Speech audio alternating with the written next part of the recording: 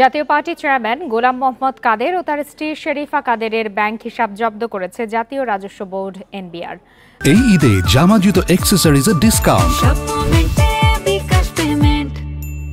রবিবার এনবিআরের কেন্দ্রীয় গোয়েন্দা সেল সিআইসি ব্যাংক ও আর্থিক প্রতিষ্ঠানগুলোকে এই নির্দেশ পাঠায়। এছাড়া সিআইসি আগামী 15 দিনের মধ্যে জিএম কাদের, তার স্ত্রী মেয়ে ইশরাত জাহান কাদের এবং জামাতা মাহফুজ আহমেদের ব্যাংক হিসাব সম্পর্কিত সমস্ত তথ্য চেয়েছে।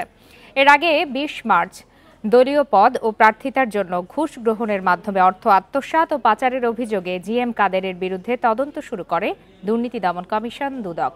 জিএম কাদের আওয়ামী লীগ সরকারের সময় বিরোধী দলীয় নেতা ছিলেন এবং 2009 থেকে 2013 সালে আওয়ামী লীগ নেতৃত্বাধীন সরকারে বাণিজ্য মন্ত্রীর দায়িত্ব পালন করেন।